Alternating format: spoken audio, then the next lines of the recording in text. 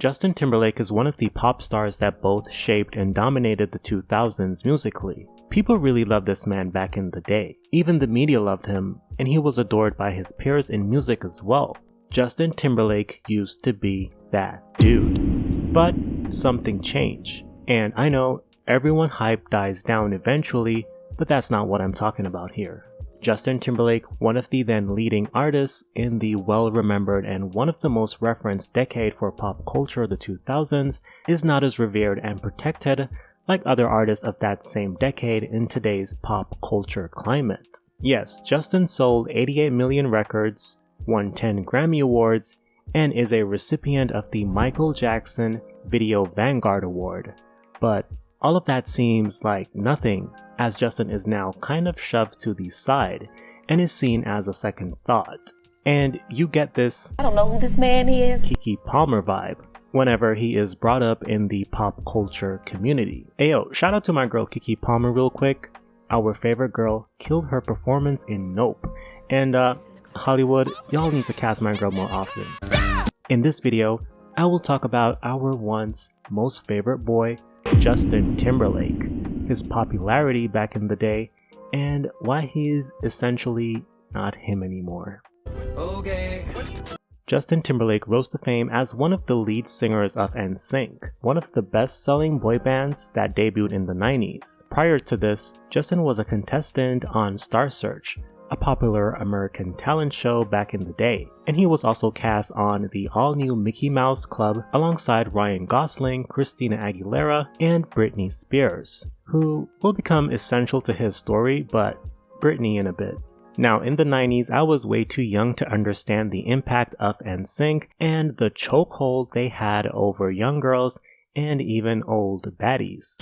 I was more concerned with how Goku will beat Cell's ass and getting home on time to watch Toonami. I remember my older siblings and their friends going crazy to me about the band, and I was like,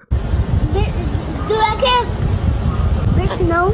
Anyway, NSYNC was really big in their time. They had really interesting music videos, their vocals were good, they even had their own dolls, and had spots on TV commercials for different brands. And Justin rocked his ramen noodles hairstyle.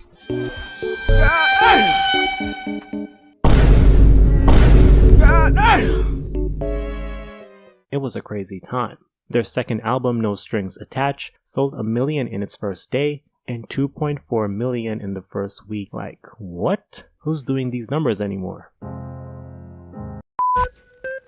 You know, I used to dream about this when I was a little boy. What? In 2002, Justin went solo, releasing his highly successful R&B album, Justified. The project solidified him as a sex symbol. The black community always liked Justin, but when he went solo, that's when black people in America and around the world really started to support Justin. And although he had the sex symbol image thrown onto him by the industry, he also had this goofy, charming, and humble persona, which made him likable. Justified debuted at number 2 on the US Billboard 200 with 439,000 copies sold in its first week. As of 2012, the album has sold over 10 million copies worldwide. The Tennessee native has released blockbuster albums throughout his music career. His second studio album, Future Sex Love Sounds, released in 2006, produced mega hits Sexy Back, My Love, and What Goes Around Comes Around, which has a very long music video, 10 minutes to be exact. And back then, he was one of those artists who could do shit like that and get away with it. Now, that was when I really started to listen to Justin Timberlake's music and started to pay attention to his career. In 2013, Justin released the 2020 Experience. It debuted number 1 on the Billboard 200 with 968,000 copies sold in its first week. The album produced 3 singles, Suit and Tie, Mirrors, and Tunnel Vision. Man of the Woods, released in 2018, is his 4th and latest studio album. With this album, things were more lukewarm commercially for his standards, as it went platinum in the US in 2021. Oh, and Justin was in a lot of movies. He was getting booked left and right. Justin Timberlake was that guy. but over the years past his prime, due to the Me Too movement and social media holding people accountable, some things from his past would come back and affect his image now that he is a music veteran and honestly an icon. Sure, he still has his core audience, but sometimes when you've lost the support of the wider audience, it can seem like everyone hates you. And on that note, let's get into the details on why a lot of people don't like him anymore. Justin Timberlake and Britney Spears were considered pop royalty in the 2000s. Back then, everyone was obsessed with their relationship and thought they'll be together forever.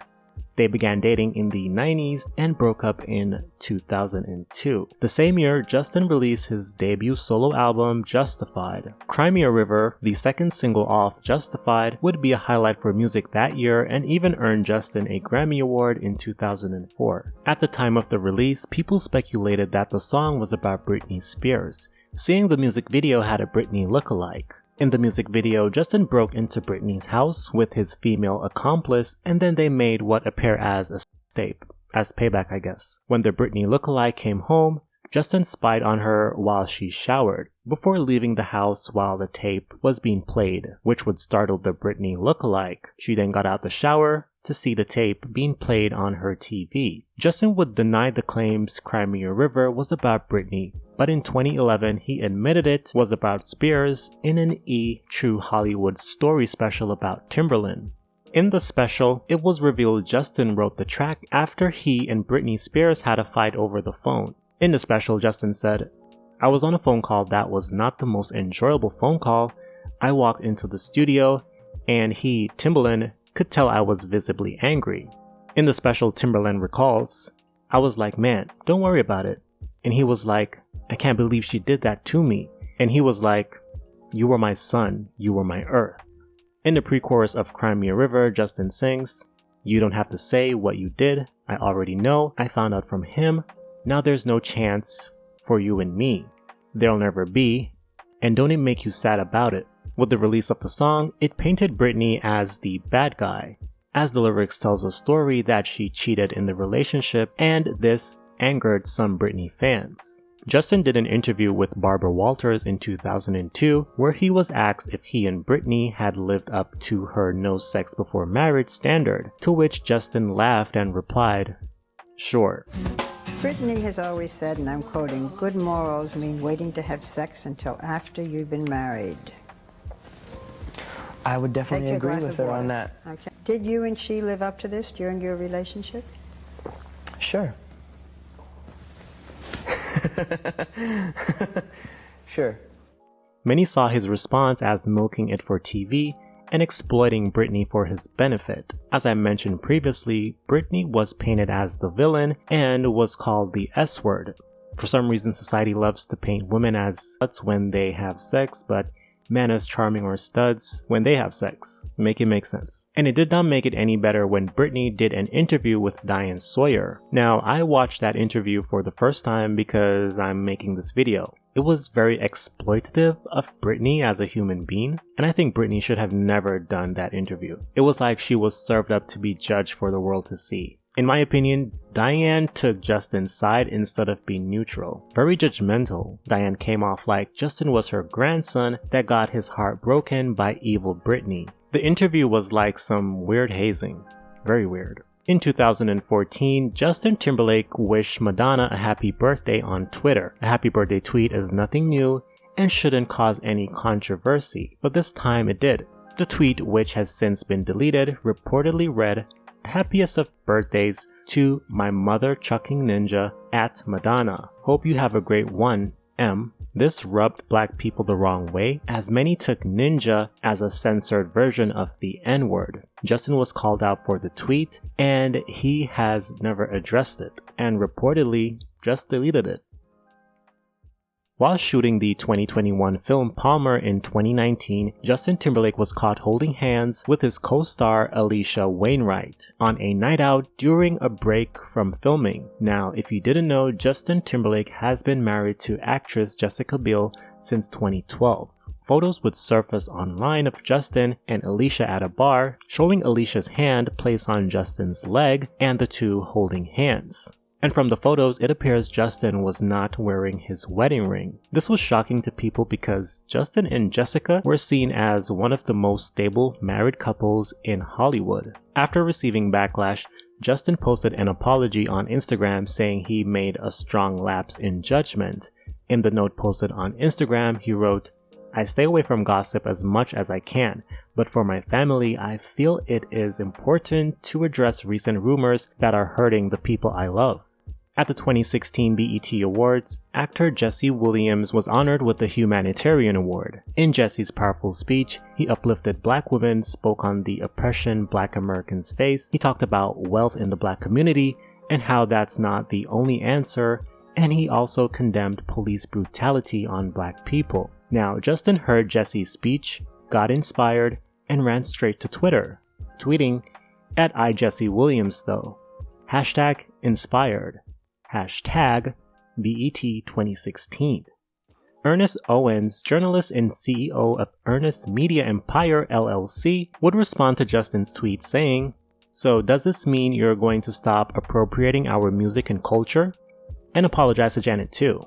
To which JT responded, "Oh, you sweet soul. The more you realize that we are the same, the more we can have a conversation. Bye."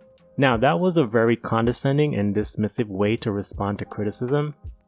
After getting dragged on the platform, the singer would apologize in a tweet saying, "I feel misunderstood. I responded to a specific tweet that wasn't meant to be a general response. I shouldn't have responded anyway. I forget this forum sometimes. I was truly inspired by @IJesseWilliams' speech, because I really do feel that we are all one, a human race. I apologize to anyone that felt I was out of turn. I have nothing but love for you and for all of us." In the year 2004, while performing on stage at the Super Bowl halftime show, Justin Timberlake ripped off part of Janet's costume, exposing her chest, while being broadcast to 150 million viewers. During the aftermath of what people coined both Nipplegate and Janetgate, the Federal Communications Commission (FFC) fined CBS an indecency violation of $27,500 and increased it to $325,000. They eventually fined CBS a record $550,000 for the incident, but that fine was ultimately voided by the Third Circuit Court of Appeals in 2011, and a case to reinstate the fine was refused in 2012. Talk about relentless. All for a titty. And you'd think it takes two to tango, but Janet got all the smoke from the incident and was unfairly blacklisted, all because of a titty. The industry had no mercy for Janet Jackson. It was extremely overblown and sexist. Viacom would blacklist Janet's singles and music videos from many radio formats and music channels like MTV. The blacklist would also affect the release of Janet's 8th studio release, Demita Joe, which was released a month after the incident. It's reported that both Justin and Janet were threatened to be excluded from the Grammys unless they apologized. Now, only Justin showed up at the ceremony that night, and this made people feel like he was not in solidarity with Janet. In 2006, Janet Jackson sat down with Oprah Winfrey. On the show, Janet explained that it was not planned for Justin to expose her chest. Justin was to rip off part of the top, but it should have been covered by another layer. In the interview, she would also express that Justin left her hanging. In 2016, JT would also talk about the incident on MTV and finally defending Janet. To play devil's advocate, most people would leave Janet hanging straight up. Especially in Hollywood, no one wants to risk their career because you might defend someone and get your ass burned too. Justin might have had to ask himself, was it worth it for him to come to Janet's defense, seeing he was getting less of the backlash? When it is potential for your bag to get snatched, to me, Justin was definitely being calculative, or his team was. I strongly believe no one should have been punished to that extent. Maybe a ban from performing at future Super Bowls would suffice, but in my opinion, nothing should have happened to either of them, nothing at all. Like, it was not that serious.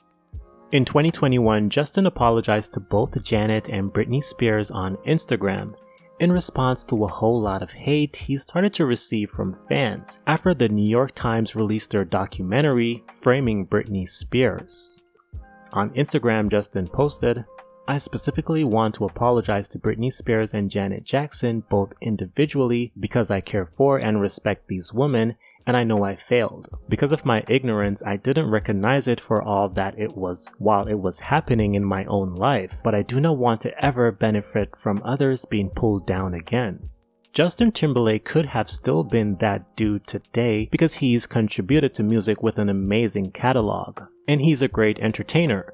However, a lot of his shady ways from his past are being reborn because of social media, and he's now being revealed in a negative light. His appropriation of black culture while being tone deaf, not defending Janet Jackson, and exploiting his breakup with Britney Spears. Justin's star has risen in response to other people's downfall.